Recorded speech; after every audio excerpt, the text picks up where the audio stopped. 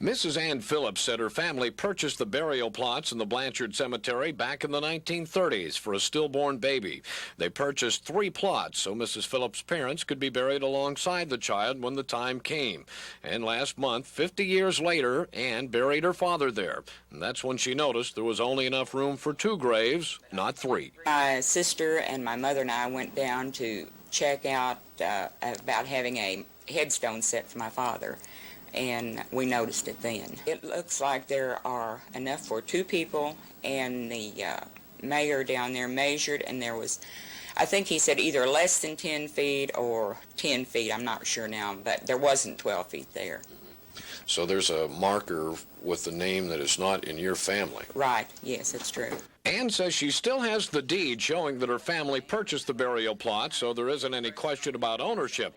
The question is who put the other grave on her family plot and who will remove it. She talked with Blanchard Mayor Ron Eisenhower, who sells the plots in the Blanchard City Cemetery. He said that he had never run into the situation before, but he thought that since we were wanting it moved that we would be liable, but he would have to talk to the city attorney and get back to me, which he didn't do, and I called him back the next Tuesday. And from what he said, the attorney pretty well said the same thing he did, but he was supposed to check into it further. And I haven't heard anything since. He said he offered you another plot. Right. What did you think about that? I told him no way, that the folks bought it to be buried together, and that was the way I wanted it. Ann said her family checked with an attorney who said they shouldn't have to move a grave that was mistakenly put on their plot. Well, I talked with Blanchard Mayor Ron Eisenhower about the predicament. He told me he'd been very busy working on a new recreation park for a city, but in the meantime, he had come up with another plan to help the Phillips. First of all, I've got to find out find the kinfolks to the other family, and then upon their decision whether or not to move a grave, which probably won't do, I'm going to offer this lady's family a place to rebury a baby next to her father, and then that will open a space for her mother. And so actually they'll be getting a free cemetery lot and everything will be taken care of. But you say this kind of takes a little bit of time to search this all out. Yes, sir, it sure does. We have to check our cemetery records, we have to check the cemetery lots, have to hunt up the next of kin, and this all takes a little time. Okay. And you were saying a minute ago some of the cemetery records are in people's minds, not necessarily on paper. Yes, that's true. Our cemetery records burnt back in the 30s, and what we have is what was left and what the old-timers have been able to recall.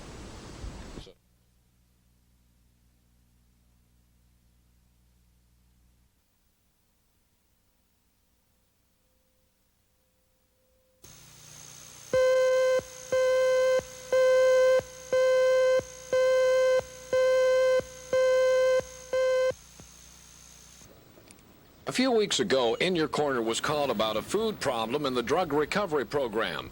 DRI is a nonprofit organization for helping those with chemical addictions, drugs and alcohol. Many of those living at the facility have not made it in other drug programs or never tried. Many are hardcore addicts trying to recover. But a food problem cropped up when there was a change in the food stamp program. It required recipients to have Social Security cards, but many did not, so the food stamps were cut off, and it was the major supplier of food for the facility. The facility's food supply began to dwindle, and Ray Caesar, the clinical director, said they needed some help until they could get Social Security cards and get food stamps started again. The cutoff was affecting the adult center in town and the adolescence facility recently begun in Arcadia. As we mentioned last week, Ray said donations of food, money, and clothes began coming in after In Your Corner aired the story. One of the major contributions came from the business community. Alvin Burchett, the owner of Ann's Chicken Fry Restaurant, contributed $500 to DRI and followed that up by donating a bus. That's right, an 88-passenger bus converted to a luxury liner. He handed the keys over to DRI's administrators this week. This was my own bus. I had a band, and when the band split up, it sat out at the warehouse for about a year. And I wasn't going to use it no more, and I felt that the drug recovery could use it. So I called Paul, asked him what kind of transportation they had.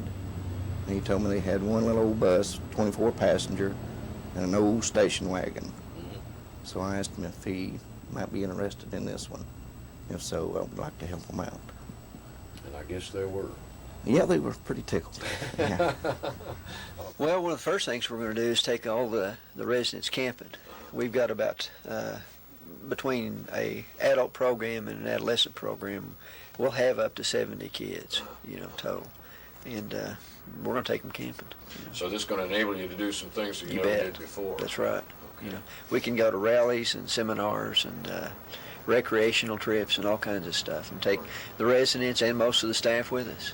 This will really help out a lot. I really appreciate it.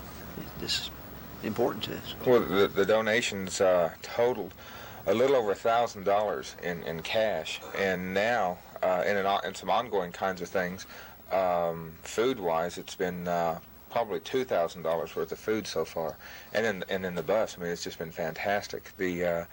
I'd like to say to Al in particular, and to the people of Oklahoma and yourself, thank you. This is fantastic. With the money and the bus and the food, and some folks who have made me aware of some folks just being caring and having some concern about us. That's really neat. That's something that the residents of drug recovery, just to know that folks are out there caring about them is as important as the money and as the food and as the bus themselves. So thanks to everybody. That's great. Now, you said you're...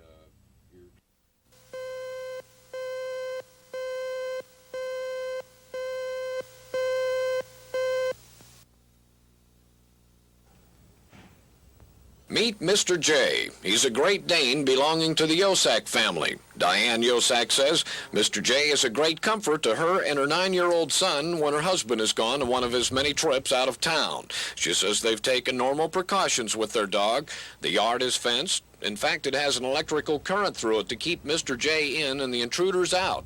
But one day not long ago, they left the electrical current off the fence, and an intruder climbed over the fence while the Yosak's little boy was playing in the yard with the dog. The intruder was a 4-year-old neighbor boy. A child did get into my backyard, kicked my dog, harassed him, and my dog took what a normal dog would do. He bit the child. He was protecting his territory. He was being abused. Okay. And people have seen this, or people know that the child did irritate the dog? On this particular day, Yeah. it was just, I was in the house. I did not see it happen. And my son came in and told me to come out that the child had been hurt. And but some other neighbors have seen other children in the neighborhood irritating my dog. And we have lived here for 3 years, and I have made it publicly known out here, don't bother my dog. What's been the reaction? You say your insurance has been canceled now. They will not renew my policy come January of 1984. Why? Exposed liability because of my dog. Of course, the Yosaks were horrified at what happened to the 4-year-old neighbor. He had to have 64 stitches. Now their insurance man tells them a lawsuit is coming over this. They say that's why they have insurance, to handle such incidents. So they can't understand why Mr. J is now an exposed liability that the insurance company won't cover. Why take a guy's premiums, and if you have a dog this size? Why not say, hey, I'm not going to mention any one in particular insurance company, but before I'm going to insure you, if you have a dog, that's going to cancel you out. And I just can't go along with the way they think on that. Like I said, we've got a 10-foot end of that swimming pool there. If a kid was to come in here and drowned, that would be something different. But a dog bite, the way they look at it, is a high risk, and I just can't go along with that. Richard Yosak says he could understand their homeowner's insurance being canceled if they had been negligent, but he says the dog was fenced, and he says Mr. J has never been violent. He plays with their 9-year-old son. Breeder Doreen Thrash says the dog acted naturally. Are they safe? Yes, they're very safe. As a matter of fact, they're protective of family and of home. In that, they play with the children, they follow them around. They're very easygoing. In actuality, my Dane has taken a lot of abuse from my child and never been aggressive about it. They make good family pets. But they are protective of the family, you say? Yes, most any dog will be, irregardless of breed. I asked the Yosak's insurance agent why Mr. J was now an exposed liability, causing their homeowner's insurance to be canceled. It's more a question in the underwriting department's mind as to how great the risk is, which maybe they didn't realize how great the risk was before. Now that Mr. J injured a child, he says it is an exposed or known risk, the same with any household item. If properly protected, it's not considered a big risk until it proves otherwise. Now Mr. J is considered more of a risk and perhaps a costly one. If companies insured known risks, he said, it could result in higher insurance rates for everyone. But Mr. Stansberry went the extra mile for his customer and asked his company to continue the Yosax homeowner insurance, which they will do, but the policy will have to exclude Mr. J and the Yosax new Great Dane pup.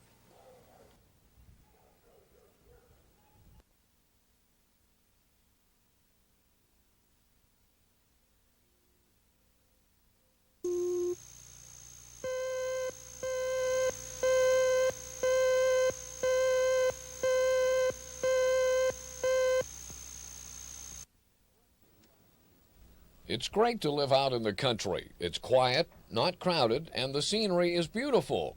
Well, at least most of the time. But it only takes a few eyesores to ruin that scenery. And residents on Bethel Road north of Norman say they have eyesores dumped on them by people dumping garbage and debris along the roadsides near their homes. It's not only an eyesore, it's a nesting place for rodents. And they feel it lowers their property value, which makes them angry. That's why they called In Your Corner after seeing a Cleveland County truck dumping debris alongside their road recently. I seen a county dump truck and a front end loader, which the county dump truck dumped the material, which is this stuff here, and then they was using a front end loader to push it back into the ditch. They did tell me when I got out and approached them about it that they were going to cover it up. How long ago? That's been 2 weeks ago, if not 3. Have you seen them since? They came out and dug this ditch up here and done a little work down here and pushed the trash a little further into the ditch, but other than that, that's about it.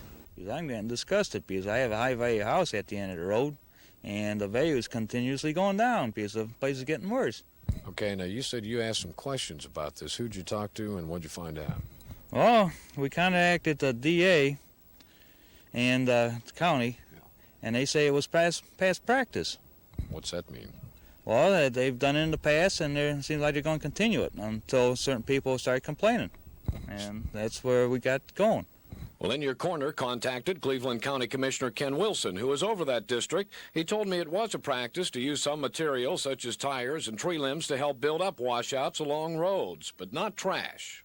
And what we do in a case like that, to prevent the water from washing the road any further, we put this in this hole, and then we go back after we can get it filled to a certain degree with large rocks and dirt and completely seal it over at that time to where this won't wash out and make a solid road bed and where it won't wash anymore. It's going to prevent the washing. So evidently, when this was put in there, even though some more trash had been put in there by someone else before, that people probably thought that maybe that the county was dumping trash, but that's not so, because as I just explained what we do, and as I say, that is one of my pet projects, is cleaning up the trash along the roadside dumps. Now, Commissioner Wilson says the electric dryers and some of the other debris at the bottom of this ravine were not dumped here by the county. However, he says in an effort to shore up this side of the road that was washing out, they may have used some of the pieces, such as 2 hot water heaters, to help shore up the road that's washing out. And as you can see, the county graders have now come through and covered all that debris over, hopefully to keep the road from washing away any further. I'm Brad Edwards, In Your Corner.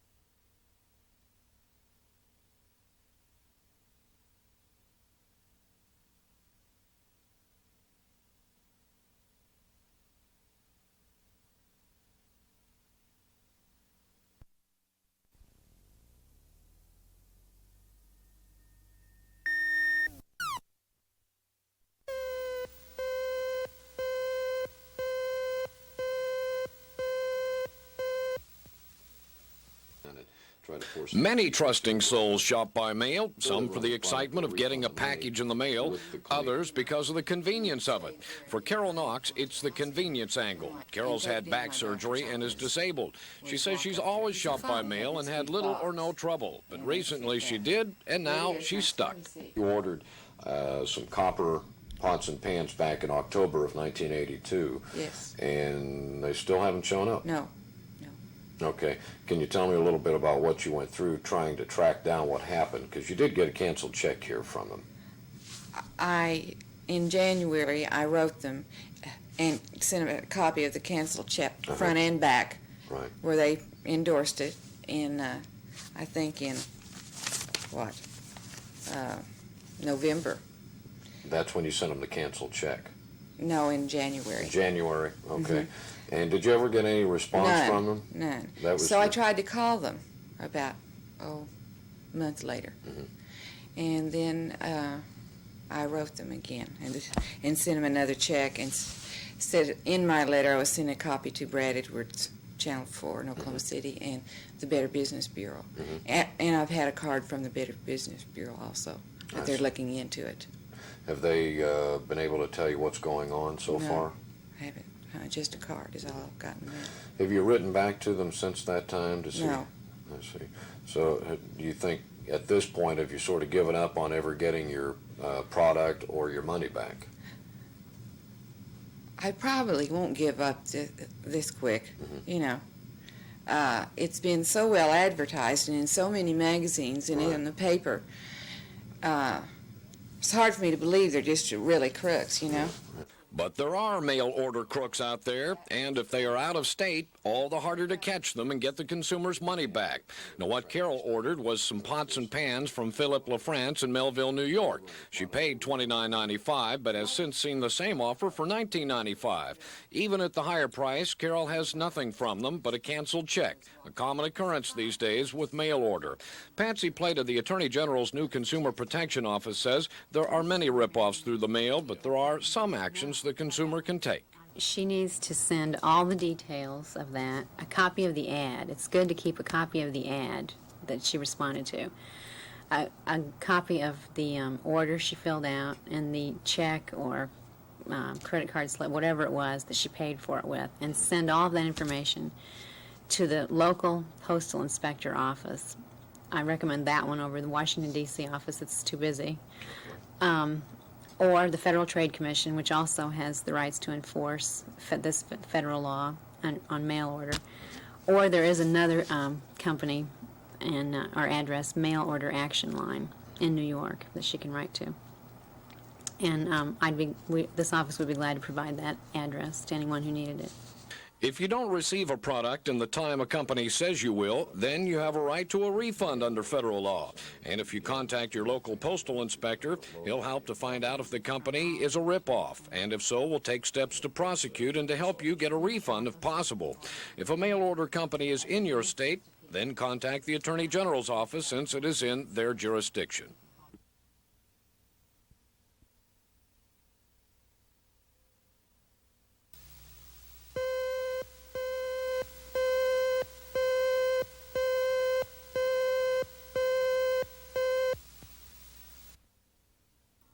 Doug Lindauer told me he and his wife signed a contract with a company called Duralco. You pay a membership fee and then are eligible to buy merchandise from them at a discount.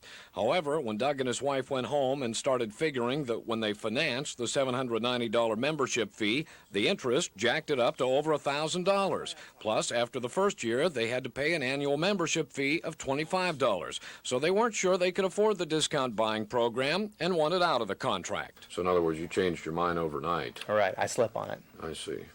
But you'd already signed the contract, so what did they say when you went back with a statement saying that you did not want the contract? Well, in the contract it states that if this is an in-home solicitation sale, you, the buyer, have the right to cancel within 3 business days. I slept on it, went out there the first business day following that. They're not open Sundays or Mondays. And I went out there Tuesday morning, told them I'd like to cancel, and they told me by law I could not. It was non-cancelable. I was sold. So, but you thought you had a 3-day cooling off period in this case. That was the impression. It says it on the contract, and then below it they've stamped non-cancelable by either party, and I felt that was misleading for one thing. If that particular quotation doesn't apply to this contract, it shouldn't even be on the contract. So in your interpretation, a home solicitation sale might be them calling you at your home by telephone. I was at home. I have an unlisted number. I guess they went down a number list or something. If that's not in home, that's the only way you can get me at home is if you know my unlisted number. I see. They didn't come out physically, but they came out via phone lines, and that's, to me, the same as a in-home solicitation. That's one of the most misunderstood consumer laws in the state, according to the Attorney General's office. Patsy Plate of the Consumer Protection Division says they get 5 to 7 calls a day by people thinking they had 3 days to change their minds after signing a business contract. Oklahoma consumers seem to think that the 3-day cooling off period applies to all contracts. It only applies to door-to-door sales, or what we call home solicitation sales. That is a sale where a salesman comes to the home uninvited. He was not asked to come there by the consumer, and sells his product or service or whatever, and the consumer enters into a contract at that time. That does not include phone sales into the home. It does not include insurance sales. It does not include real estate sales or home emergency repair sales. You mean if an insurance man came to my door uninvited, he would not be covered by the 3-day cooling off period? That's right. Okay. That's right. It does include home solicitation sales or door-to-door sales do include, though, sales conducted by a business away from its normal place of business. For instance, sidewalk sales or parties hosted in someone else's home other than the consumer who's actually entering into the contract. Patsy recommends consumers think over a contract before signing. Don't be pressured to sign immediately. There might be something wrong. And remember, the 3-day cooling off period applies only to door-to-door sales. I'm Brad Edwards, in your corner.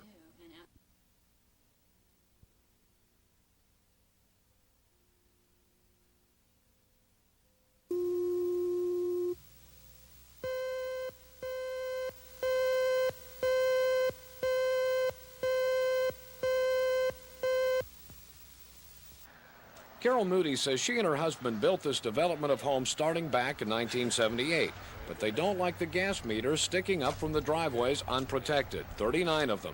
In fact, 3 have been knocked open, causing gas to spew into the air, once by Carol herself. She's been complaining to the gas company that they should be barricaded so cars or trucks wouldn't hit them. She says the gas company complained that they didn't like the placement of the meters. They did make us raise them up farther.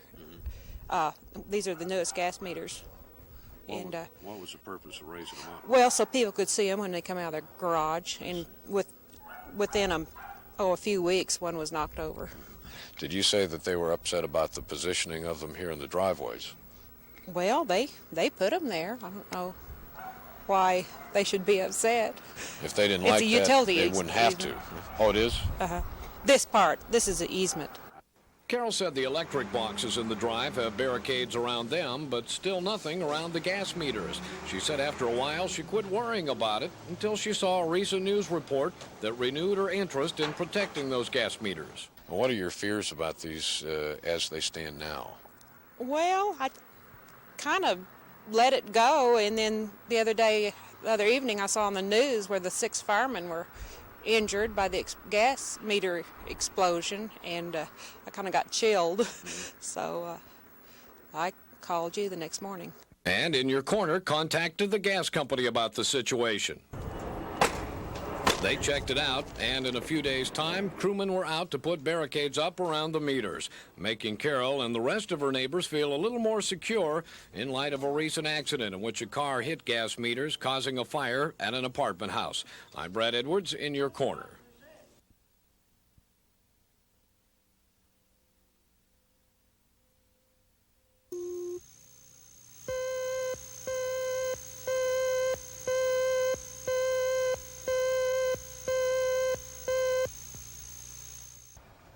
Betty Hindenburg lives near Sharon Lane and Southwest 89th Street. She says she's in the Oklahoma City limits, but it's the part of Oklahoma City in Canadian County. Well, she's become quite concerned with the condition of Southwest 89th near her home. There's a point where the road narrows and has steep hills on both sides. She fears the day when the school bus and another vehicle try to pass at the same time. We've lived here 5 years, and the school bus comes and picks our children up and takes them back and forth to school. And I have called our county commissioner several times, and she has promised, and she has done a good job. She's real nice, and she says that she'll send people out, to put up a marker here, for the school. For the traffic and everything. And she had some out here, but then there was an oil company came by and they just took it out and has done nothing about putting it back. And I don't know what oil company is, but I have called over and she hasn't returned my calls. There's nothing to tell anyone how dangerous this is, and people come down off this hill and speeding, and if they were to ever try to cross by here of a morning or an evening with a school bus, they would just never make it. And we've had so much rain this year that it's just really dangerous. While we were talking, other neighbors stopped by to express the same sentiments. So I checked with Canadian County Commissioner Penny Farrell and found she was busy out inspecting roads and projects in her district. By phone, she told me there were many roads in similar condition, but she had not received the calls about Southwest 89th as yet.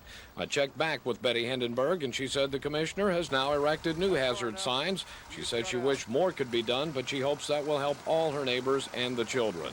I'm Brad Edwards in your corner.